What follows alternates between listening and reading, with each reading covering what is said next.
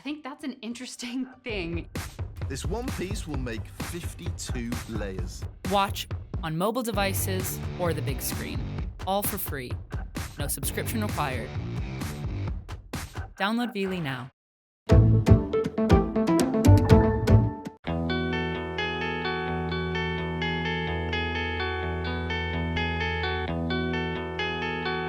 Critical mass is like a way of saying, hey everybody, come on, let's do it. We can all do this. We can all make our city a better, more fun place to live.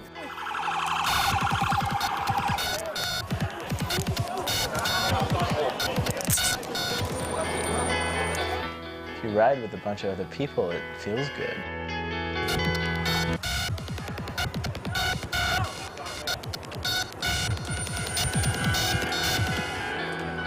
This is a story of bicycle riders which call themselves critical and a system which calls them criminal.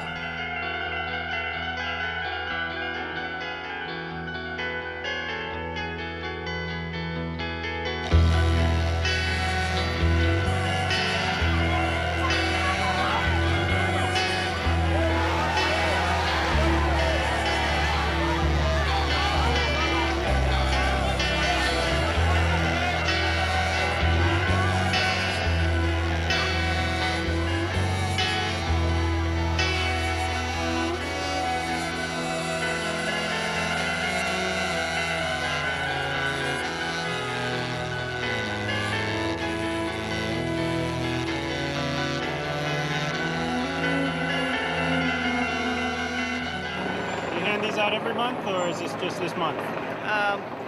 Just distributing today. Bike rules.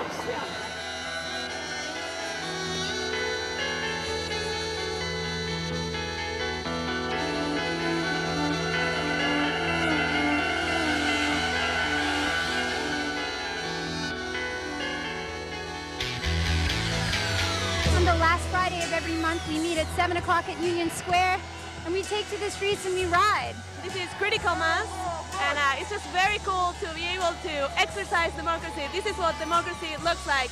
You could see that there's a direct relation to more people biking, the critical mass is being big. Way bigger than last time. This is mad. Really about reoccupying the city on a different basis, and that pleasure is a crucial subversive principle of that reoccupation and reinhabitation of our lives. It's amazing. Like, as far as I can see in either direction is bicycles.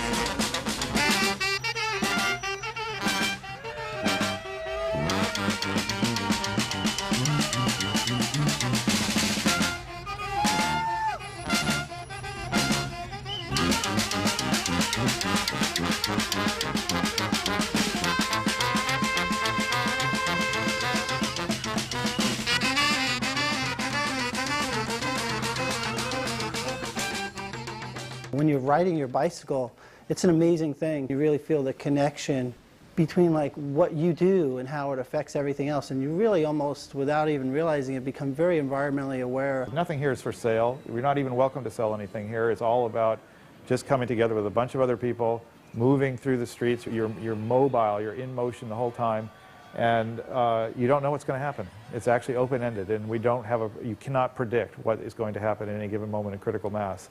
And I think that's part of the magic of it. It speaks to people's craving for authentic, spontaneous human interaction and community. It's something you don't get to do very much in this society. I've been involved in critical mass since day one. I was one of the people who helped start it with about several dozen other people here in San Francisco. The concept came along to try to meet up once a month and fill the streets with bikes. The logic of the dance between critical mass bicyclists and police, wherever you are, there's been a number of incidents. New York is definitely on the forefront of this struggle right now. The police, on some level, as individual rank-and-file policemen, are offended by critical mass. It became a clash of cultures. The police department, law enforcement, law and order control versus the critical mass freedom to ride your bicycle. And that tension began just before the Republican National Convention in August of 2004. And I thought that once the Republicans left town, it would go back to the way it used to be for 6 years in New York, where there was no real tension.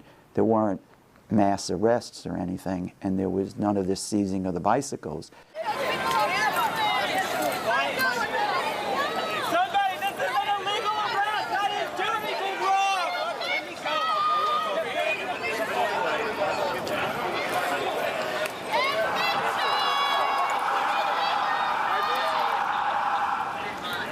Please, sir. Sir. You're under arrest right here. That's all right. You're under arrest. Under arrest at critical mass. Well, that was the week of my 50th birthday, and my plan was to treat myself to a new bike and go on my first critical mass ride. We are vehicles. We have a right to ride in the streets, just like cars. Riding together in a group is the most important thing here, because the #1 complaint of cyclists in New York City is that they don't feel safe. So a way to feel safe is to ride together in a group. And if we could keep riding together in groups, keep butting up, it will create more pressure for more infrastructure. The ride was glorious, and everything was going well. The police seemed to be friendly. When suddenly the call came out, "You're under arrest," and they, mass arrest ensued. In South America, you don't get arrested for cycling. In Europe, you don't get arrested for cycling. They've arrested 400 cyclists in the last half a year in New York City. There was a wall of police officers that had stopped traffic right along here. I naively assumed that they were just here to prevent us from going further south, but that we could turn right.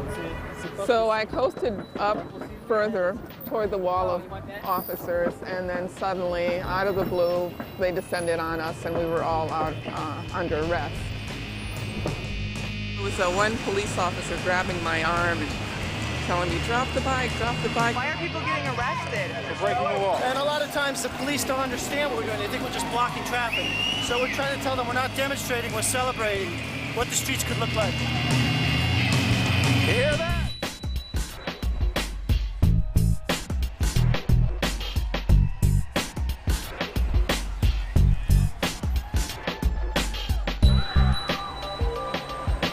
I was on the corner of 2nd Avenue and 10th Street where the critical mass had just completed.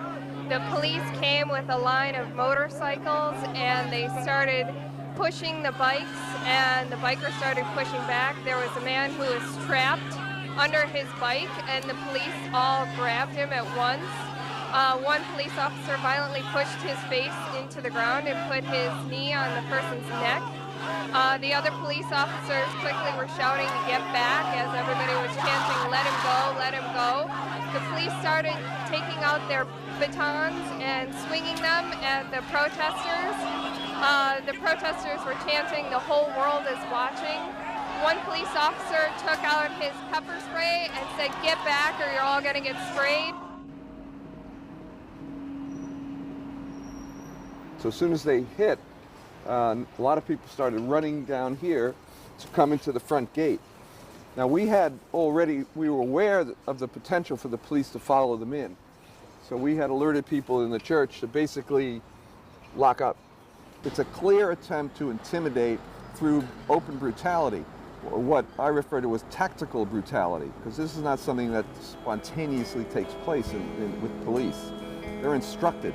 Police departments use modern signs to protect you, such as teletype, photography, two-way radio. So since August, the police department has consistently been, as they put it, mobilizing resources to monitor and police these rides. And when they say mobilizing resources, what they mean is hundreds of police officers fitted to the gills with all of the latest toys. During the Republican convention, the police department put out legal guidelines for rank-and-file police officers that described some of the protesting tactics that they would encounter. Here on page 13, section G, swarming critical mass.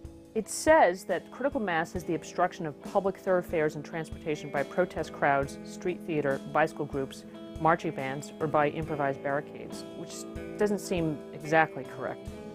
It's pretty clear that the police department thinks of bicyclists as an aspect of protest and as a tactic that protesters use.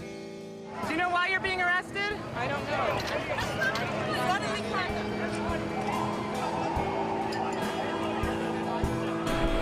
We're handcuffed and the bikes are impounded. We're taken to Pier 57 where we're put in these cages, then transferred to the Tombs where we're marched around in daisy chains from one jail cell to another. We're photographed for mugshots. Finally, we were released. In my case, was the following afternoon. And when I was released, I find that my photograph in handcuffs, surrounded by police, had been published on the front page of the Daily News. They think that bicyclists are bad stopping traffic. Look at what's happening up at Madison Square Garden. Republicans are forcibly stopping traffic. When the RNC came, and we had, critical mass had 5,000 people. I mean, that was a huge outpouring of bodies on the street. And I think that a lot of people saw that as a threat. And I think that for the NYPD and for the city to then look the other way on subsequent rides, I think it's very difficult for them because they've already sort of, built up this monster that they have to somehow, eradicate.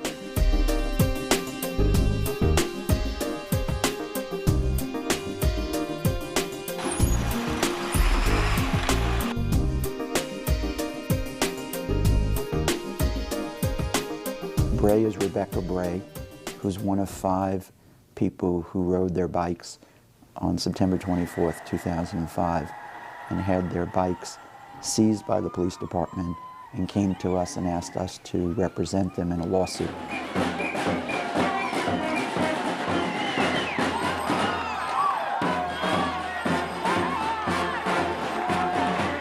How do you feel, Nathan? I feel that we're pretty close to the arrest point. I know. I might need to peel off soon.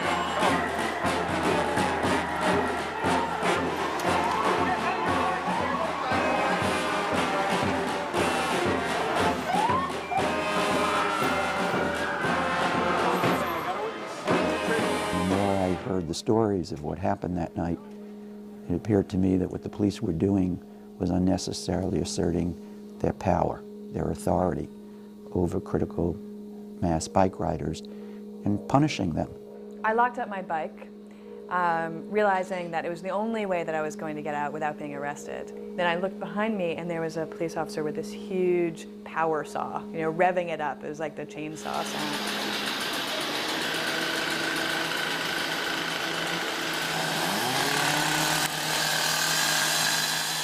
I watched them saw my lock off of my bike, and it was completely shocking. The police were sawing the locks on people's bikes as they were standing there, dangling their keys, saying, "That is my bike, I have not abandoned it." The city not only defended what they did by saying it was abandoned property, which was clearly bogus, but then they raised for the first time this cockamamie idea that people needed a permit in order to ride in the streets of the city of New York. And then the lawsuit, which was narrowly framed and very simple, became a huge historical test case about the rights of bicycle riders. There are real issues as to whether or not a permit is really just a device by the police to try to put an end to critical mass. And because once you have that device, that permit, they then set the ground rules and the terms and when, where, how far it goes. So once that starts, then the critical mass as it is conceived and as participants participate in it will be at an end. If you have a right to do something, you should not have to ask the government for permission to do that. It doesn't take a rocket scientist to figure out that these guys sit around and figure, hey, we got to stop this.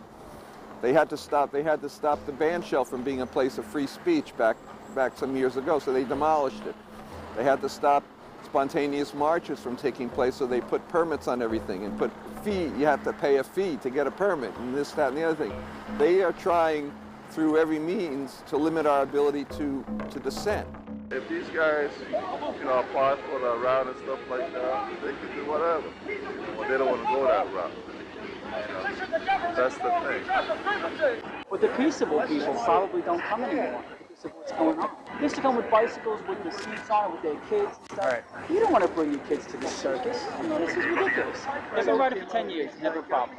Never a problem. You know, it's always been, but right at the RNC, they decided to use it as a tool to protest other people, not the critical mass people. Critical mass people have been riding for a long time, never a problem.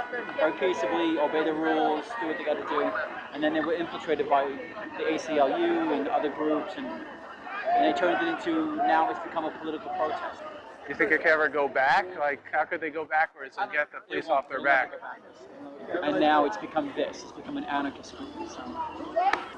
I'd heard that they were still arresting people even if they stopped at the lights and stuff. No, they can't. What are they going to arrest them? What are they going to charge them with? What would they do? The parade thing. You have to break the law in order for a police officer to arrest you. That's just the way it is.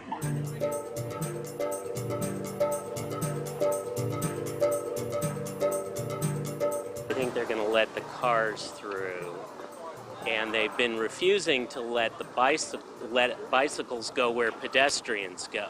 So now we're going to be bicycles on as cars, and we're going to see if they'll let us go through as cars.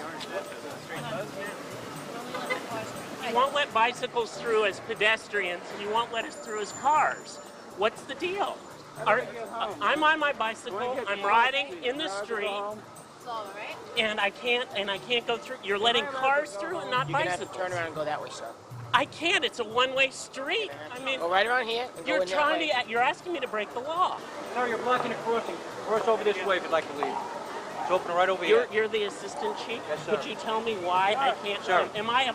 This is closed for now. Please go this way with everybody else. Thank you for your block. Could you explain why? Come on, sir. You're blocking traffic. I am traffic. What do you mean I'm blocking traffic? Is a bicycle part of traffic or isn't it? It's like being in an Alice in Wonderland world where the police are kind of making up, little stories that don't have any consistency to them and are really absurd. And it really would be funny if people didn't end up in jail and manhandled and, bikes confiscated and things like that.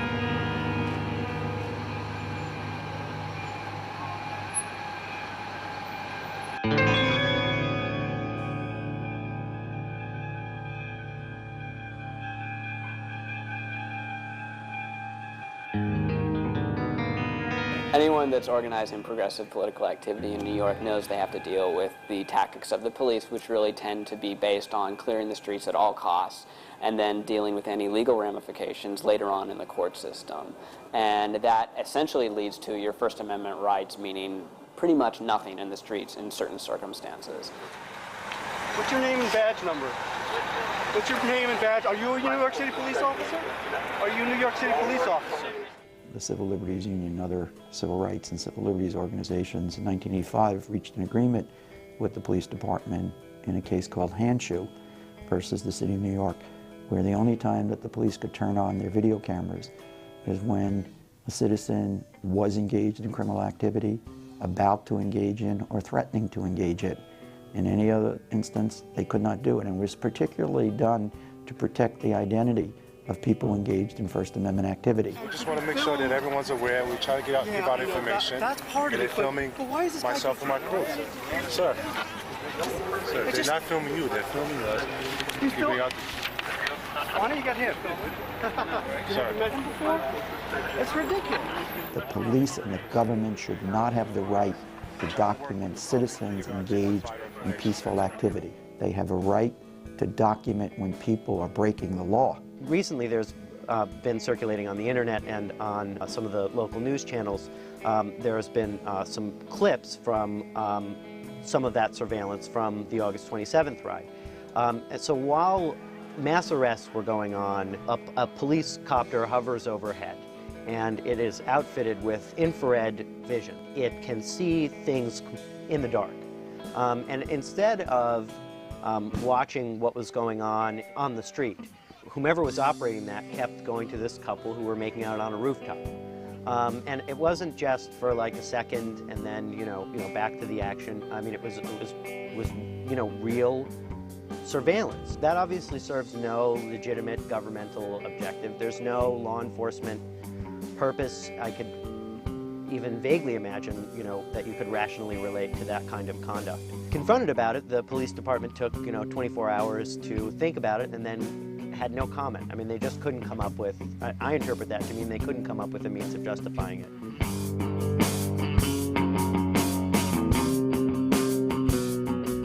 Your police department serves you every day in a different way. Step back on the sidewalk.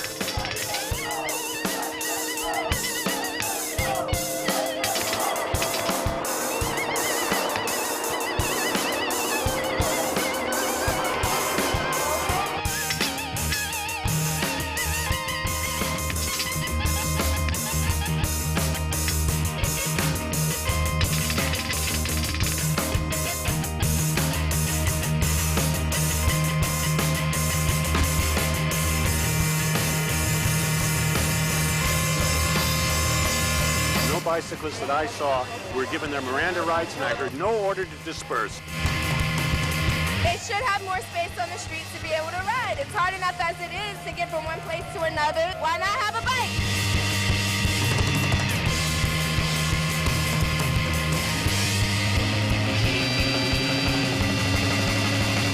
It's the night of October 29th, going into the 30th.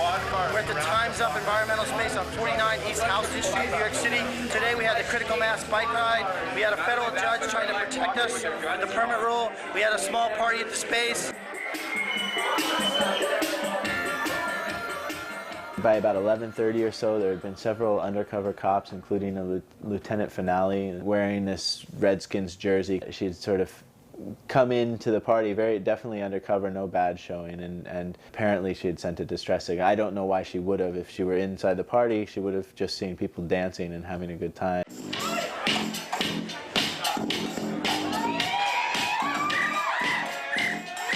The police tried to come into the space without a permit.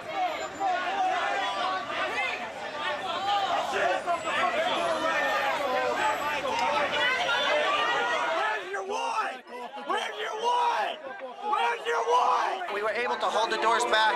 They started pepper spraying the street and arresting people. Now they have us. They have the whole place surrounded.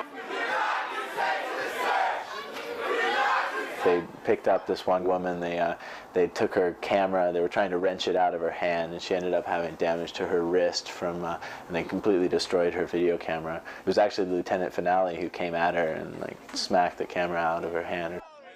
Get your hands off. Keep moving. Keep moving. Don't raise your hand. Hey, Allie. Keep moving.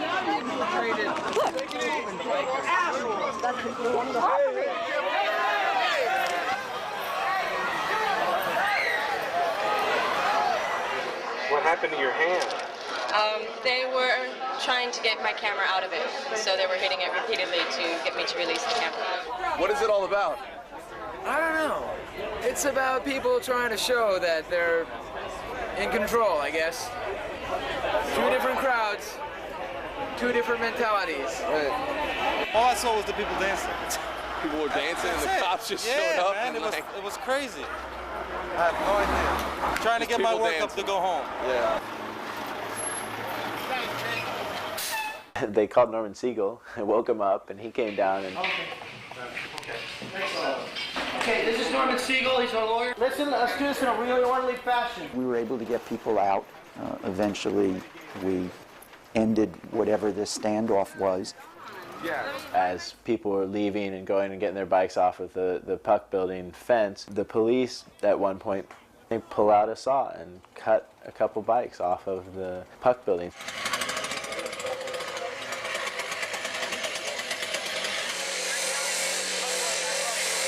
This was part of the targeting and the selecting of critical mass bike ride community for this kind of punishment. And it's chilling, it's intimidating. I think it's overkill, it's unnecessary. Have you ever been in a criminal court case before?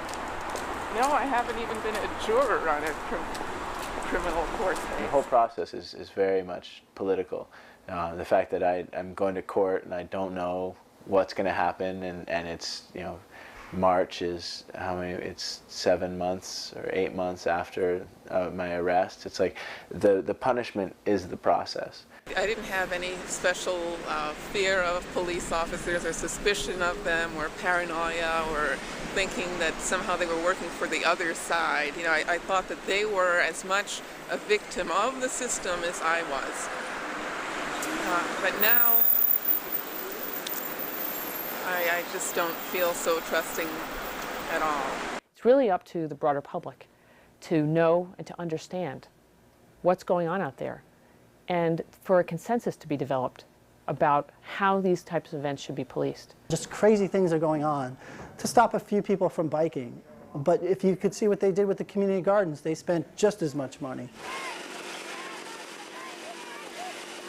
So you have to wonder, is it really about the bicycling, or is it about community versus the corporate behavior? This amount of policing has really translated into a loss of democracy for people.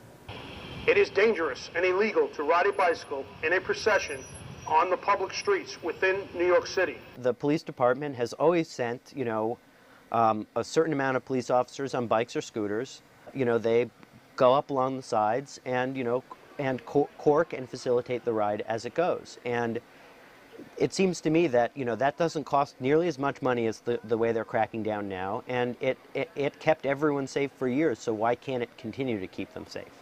You never kind of want to believe that much money and governmental power could be wielded, because essentially somebody has a grudge. But that's really what it starts to feel like when this goes on for months and months, completely unchecked. You want to talk about a waste of tax dollars? This is a waste of tax dollars. We have to be here because of this. Originally, I decided to take this to trial because it seemed like there was unfair, politically motivated, preemptive mass arrests. But that almost seems like nothing compared to what's going on now. And there was a man who was walking down the street with his bicycle who went up to see what happened and talk to the police officers. And it wound up that he was then arrested. So I was just dashing out to half-price sushi, and I got to this block, and it was full of people, and I didn't realize it was the critical mass bike ride, but I had my bike with me. So I was riding my bike to get sushi. And the police basically blocked us in. I walked up to the policeman and said, "Where can I get out of here?" And he pointed me down south, and I got down there, and there was no way to get out. They jumped on me and arrested me. 3 or 4 of them grabbed my hands behind my back, pushed my head down. Very violent, which was totally unnecessary. So my case was dismissed, and it was dismissed because the real police videotape turned up, and it turned up in conjunction with another case. The police handed it over to a different attorney, and that attorney gave it to Eileen Clancy, and Eileen Clancy gave it to my attorney. We were very confused at what we were looking at. We couldn't figure out why my tape had some things that his tape didn't have. So we finally put them on monitors side by side. And we were stunned when we saw there was a cut in the tape. The parts that showed that I was innocent had been cut out of it. And the police said that it was an accident, that it was edited. But how do you edit a tape by accident? And why are you editing arrest evidence to begin with? We are suing, which to me is not enough, because it doesn't bring any personal culpability for the people who edited the tape, or whoever directed the technicians to edit the tape, or whatever the policy was to arrest people that night and then throw innocent people in jail, put false charges on people, and then try to convict people of crimes that they didn't commit. Whoever directed that, there's no culpability. That general tactic or strategy of clearing the streets at all costs really saw its full sort of culmination during the RNC, where you have doctored videotape, police lying on the stand, and essentially sort of making up arrest situations that weren't really truthful at all. And that strategy has really continued with the criminalization of the mass since then. To top it all off, now they're suing Time's Up with this lawsuit to additionally try to sort of punish us for the way that we've stuck our head up and our neck out in this during this situation. The city of New York is suing 4 environmentalists and an environmental group that I volunteer with called Time's Up. And in this lawsuit, it's rehashing basically what was in the federal lawsuit of last year, saying that it's unlawful to ride in a procession unless you get a permit from the police. And then they added a new twist to it, saying that they're seeking an injunctive relief to prevent riders or Time's Up or the 4 individual members of Time's Up from advertising or promoting the starting point of the rides in a park. The city's not only trying to squelch dissent, they're trying to squelch the opportunity for dissent. At this point, critical mass is advertised on a variety of different websites, a variety of different publications, and this sort of singling out of Time's Up in the lawsuit to a certain extent is arbitrary, and also very much a part of the police desperately needing to pin blame for critical mass on a specific group or person. The fact that it's leaderless is totally sort of complicated the crackdown for them. It's been 10 months already since the arrest, and there have been 14 court appearances altogether, including the trial, which lasted for 7 days. In the end, I was found not guilty of the obstructing vehicular traffic charge, but on the charge of parading without a permit, I was found guilty. This is not going to change anything. You know what I mean? It's not going to change people driving cars in New York City. It's not going to happen. It's not. Hey, get the fuck out of the road, you fucking beatniks. Take a shower.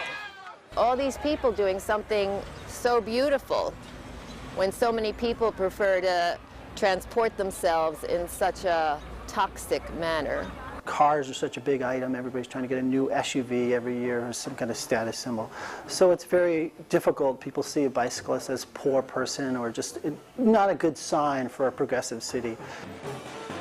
People here are in a system that brainwashes you from an early age that you have to consume and that you have to drive a car and then you have to have an $80,000 vehicle that you don't need. Owning and operating a motor vehicle in New York City costs $10,000 a year, at least. I mean, insurance, parking, gas, everything's going up. I think that's one reason why we've seen an increase in cycling and actually a decrease in vehicle ownership in New York City. More and more people are biking, more different types of people are biking. And I think the city is getting it. They're getting the message. They're not getting the message delivered the way they want it to be delivered. And the message is out there. And the message is that biking is good for the city, biking doesn't pollute, and you know, it's a great way to stay healthy.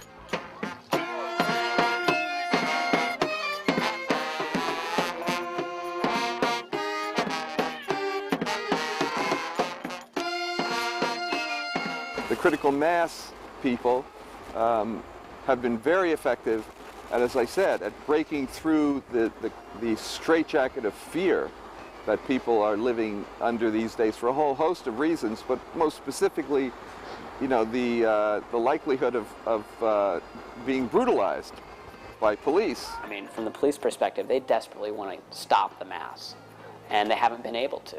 You know, I mean, right when they started to finally figure out how to stop the mass from leaving Union Square, now it's a meeting in 4 other locations, which adds to this huge level of complexity in terms of what it takes for them to try to stop it, and I think frustrates them, which is, in my opinion, why Smolka arrested this woman and was caught, you know, very well by an indie media photographer. A young lady was moving down the road here on her bike. She wasn't completely riding it. She was pushing it along, but it was under her legs. And the chief of police, Chief Smolka, right there, grabbed her and tried to rip her off the bike. The mood has changed because people don't want to get locked up, and who can blame them? The mayor and the police commissioners seem to think that they can control everything we do on the streets of New York.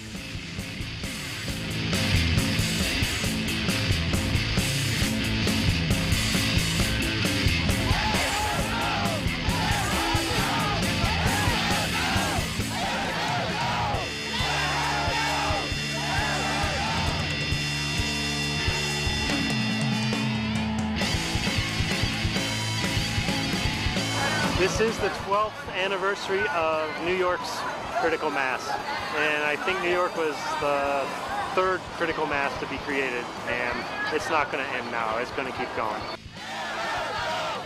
The minute that you stop participating in an event that you believe in, the minute that you are altering behavior is the minute that you have lost your First Amendment rights. Fascist! The mayor and the cops are using critical mass as a test case, I believe, against all protests. Critical mass bike riders are not criminals by any stretch of the imagination, and it's all out of whack. Something's run amok here, and we got to get it back to where it was before the Republicans came in August of '04. Critical mass needs to go beyond itself, not as a bicycle experience, but as a social experience. There needs to be more going on that partakes of the logic of social spaces that escape the market, that escape the pervasive domination of really pecuniary calculation and monetary remuneration.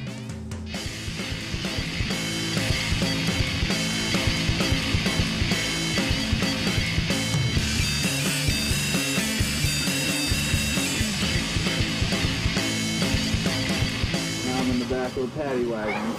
Well, at least we're not wasting gas. We're carpooling. If I wanted to ride in the truck, I'd have fucking bought one.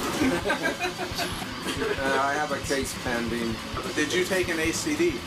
No, I'm pleading not guilty all the way because I don't think I should be charged with a crime for riding my bike. Another thing, just because I got arrested a second time doesn't going to stop me from riding my bike at next month's critical mass bike ride.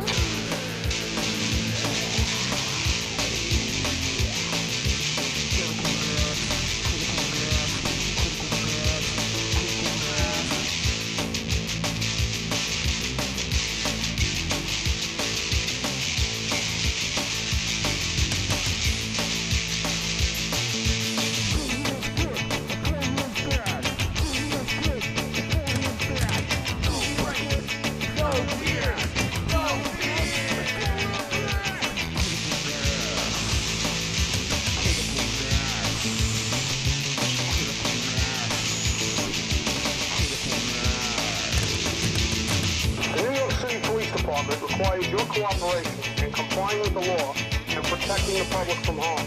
It is dangerous and illegal to ride a bicycle in a procession.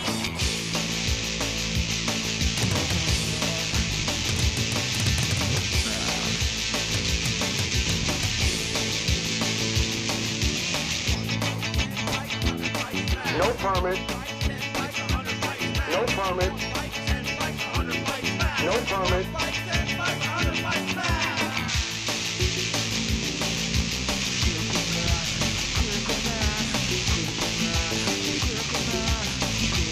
Thank you for your cooperation.